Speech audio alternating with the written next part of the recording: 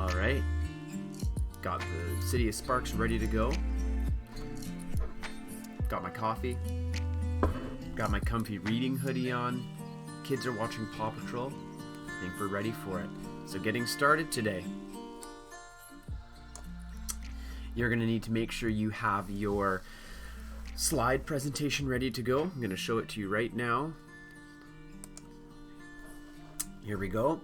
You're going to start a new slide, chapter 11. The things I want you to write about today for chapter 11 are 3 important things that happened. I want you to write down any emotions and feelings that might have happened during the chapter. So maybe you could put yourself in the character's shoes. How would you feel in whatever situation is going on this chapter? Maybe choose 2 or 3 situations where you can explain the emotions or feelings of the characters or how you might feel. And then I want you to write down, after you write down the emotion or feeling that you would feel in that situation, what would you do? How would you deal with that situation? That's your job for today.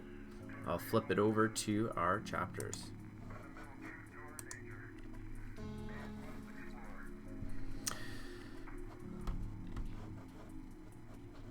Okay, so today we are looking at chapter 11, Tick's Projects. By the month of burning, it was so hot that the people of Ember felt as if they were trapped in a huge oven. The sun blazed down, the grasses dried to a brownish yellow, the roads were deep in dust. People gasped and sneezed and wilted. All they wanted was to lie down in the shade or wade in deep into the cool water of the river, but the work went on as always. In the ferocious heat, they hauled garbage, cleaned out the goat pens, pulled weeds in the fields, shoveled manure. When they flopped down on the ground to rest or stopped every few minutes for a drink of water, the workers of Sparks glared at them and grumbled. They suspected them of being lazy. That made the people of Ember angry. Resentment increased on both sides until a little accident could flare up into a fight. At the Pioneer Hotel, the mood grew more and more grim. At first, it had been rather fun to live there, especially for the smaller children who explored the hidden corners of the huge old building, held races in the long corridors, and played colossal games of hide and seek. Lizzie Biscoe liked going into the ladies' room on the ground floor, where there was still a large fragment of mirror attached to the wall. She could see almost her entire self in it, which pleased her on the days when she had just washed her hair in the river or found a bit of colored cloth to use as a ribbon. But for the older people, the Pioneer Hotel quickly stopped feeling like a fine adventure. They didn't like sleeping on piles of pine needles on dry grasses wrapped in bedspreads. It annoyed them to have to go to the river for water and to have no indoor bathrooms, only outhouses full of bad smells and spiders. They worried that the candles might set fire on things, and they wanted real windows with glass to keep the bugs out. Almost 2 months had passed since they'd arrived in Sparks. In about 4 months, they would have to leave. They didn't like living in the hotel. They knew they'd like even less to start from nothing, somewhere out in the wilderness. They imagined sleeping with no roof over their heads, having no protection at all from the sun or the bugs, and scratching through the grass for something to eat. No one liked the prospect. In the dim hallways, in the roofless, ruined lobby, and in the dusty ballroom, people gathered in little clusters and spoke to each other in worried tones, and sometimes their worry turned to anger and fear. One person, however, did not stand around talking. That was Tick Hassler. When he saw a problem, he did something about it. He'd become sort of a leader around the Pioneer Hotel, just by the force of his personality. He started what he called the Pioneer Hotel Rehabilitation Project. He explained his idea to anyone who would listen, and the way he explained them made them seem instantly exciting and fun. Here's what we'll do, he said, the night he announced the first project. It was late evening of a very hot day and nearly dark, and a few people were still sitting out on the steps of the hotel, hoping for a cool breeze. Tick never seemed much affected by the heat. Everyone else was disheveled and sweaty by the end of the day, but Tick always managed to look neat. His hair combed so flat it almost looked polished, his bare arms and legs smooth and brown, his clothes, a plain black t-shirt and black shorts, never torn or stained. He wore his sunglasses almost all the time, and they gave him a commanding and slightly mysterious look. I wonder why he looks that way. Dune was there the night Tick announced his first project. It was a relief after a hard day to be a part of a group of people who were easy with each other, a group with a common purpose. Several of Dune's classmates from the Ember School were part of it, and some boys who had been cart pullers with Tick, and quite a few others. There were some girls too. Lizzie was always somewhere around Tick, listening eagerly as he talked or trotting off on an errand of some sort for him. She had stopped wearing the black scarf that signified her mourning for Looper. "I've been sad long enough," she told Dune. "Besides, Tick doesn't think black looks good on me." Now she wore her sunglasses all the time. "What we're gonna do," said Tick, sitting on the low wall that bordered the steps, leaning forward with his elbows on his knees and speaking in a way that made you feel his words were meant just for you, "is get organized. Get ourselves organized. There's lots that needs to be done around here." People nodded. "The first thing we need," Tick went on, "is a gathering place, like the gathering hall back in Ember. And what's the perfect spot for it?" He held out his hands, palms facing the sky, waiting for an answer. No one spoke. "This field, of course!" He swept an arm out, taking in the whole of the big field in front of the hotel with its rough, weedy ground, scrawny trees, and chunks of concrete and other rubble. "We're gonna clear it out. We're gonna make it into a grand plaza, better than the one in the village. We can have meetings here, with our leader speaking to us from the steps." We don't have a leader," someone said. "But we will someday, once we decide who's best for the job," Tick said. "I'm gonna start on it tomorrow. Who wants to work with me?" And although they had already worked a full day, nearly all of them flung their hands up and volunteered. Dune did too. It wasn't so much that he wanted to clear the field and make a plaza. He wasn't sure that they really needed such a thing. After all, they'd be leaving here before long. But he wanted to be part of this. He didn't want to be left out. So remember, lots of little situations happening already that you'd be able to put yourself in and think about how you would feel or how you would react, what you would do in that situation. The project got off to a great start. 20 or 30 people were out there every evening, pulling up weeds, digging out rubble, and hacking down trees. Tick was always there, working twice as fast and hard as anyone else, and telling them what a terrific progress they were making. It was hard work, but somehow it was fun too.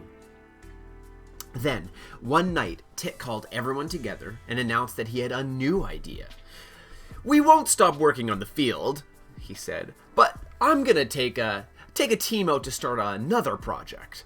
We need to build a platform out over the river. It'll get us out toward the deeper part, where we can swim and catch fish and maybe even launch a boat someday. There might be lots of places to explore besides this one. Who wants to work with me?" Of course, everyone wanted to switch over to this new project. It sounded so much more interesting than clearing a field. And besides, people wanted to be on the project that Tick was working on. So a great many of them started helping with the new platform, the dock, Tick said it was called. They ripped boards off the old storage sheds behind the hotel. They piled up rocks in the river to make supports. The field project slowed way down. Hardly anyone was working on it anymore. And as the weeks went on, Dune began to see that this was how Tick's projects went. He would have an idea and get everyone excited about it. They'd start in to work. Then after a while, Tick would have an idea for a new project and everyone would follow him to that one, while the old projects withered away. What Tick seemed to like was the thrill of something new and the power of being a leader. This slightly dimmed Dune's admiration for Tick. But no one was perfect after all. Tick had far more energy than most people and far more ideas, even though they weren't all good ones. In addition to helping with Tick's projects, Dune had plenty of his own projects to keep him busy. In the early mornings, he helped Clary with the garden she'd put in near the river. He was working on a way to make watering easier for her. He'd seen a pump the villagers had constructed, which used the river's current to push water out into the channels and watered the fields. This pump was fairly simple, a deep hole in the riverbank, with an arrangement of pipes and valves at the bottom. He thought he could figure out how to make one. In the evenings, by the last of the daylight, Dune read. He was choosing books from the room in the back of the Ark every few days now. His choices were first pretty random. He just grabbed whatever he could reach. But then he'd had a great idea for bringing some sort of order to this vast collection. One day, when he got back to room 215 after work, he found Edward Pocket standing by the window, frowning at the sky. Edward looked unhappy. He gnarled his hand. His gnarled hands were tightened into fists, and his mouth was bunched up into a twisted knot. "Are you all right?" said Dune. "Oh, I'm fine," said Edward. "I just love sitting around all day doing nothing." "You're bored," said Dune. "Yes," cried Edward. "Yes, yes, yes!" He raised both hands and grabbed wads of his frizzled gray hair and stretched his mouth into a mad grin. "They say I'm too old to work, but I'm not ready to freeze up and die. I don't want to spend my days chatting or sleeping." He said the words with contempt. "What am I supposed to do with myself?" And of course, Dune had the answer. It was so obvious he didn't know why he hadn't thought of it before. "I know exactly what you can do," he said, and he told Edward Pocket about the books. Now Edward spent all the daylight hours in the book room, sorting and organizing and arranging the books. He often picked out ones he thought Dune would like and brought them back to the hotel. In this way, Dune learned about bird migrations, cowboys, basketball, whales, mountain climbing, Egyptian history, dog training, French cooking, car repair, and dinosaurs, among other things. Edward even found a book called Science Projects, in which there was a chapter that explained how to do an experiment that made electricity. The experiment required things Dune didn't have. He kept the book anyway, in case he ever got them. You never knew what was going to turn up in the loads the roamers brought to town. In the meantime, Tick carried on tirelessly with his projects. The dock never did get built. It kept getting torn apart by the river's current. But other projects succeeded. One of Tick's ideas was to hoist the flag of Ember above the Pioneer Hotel. Lottie Hoover, who had worked in one of Ember's city offices, had rolled the flag up and tucked it into her bag just before she rushed down to the pipeworks to leave. Dune didn't really see the point of flying Ember's flag over the hotel.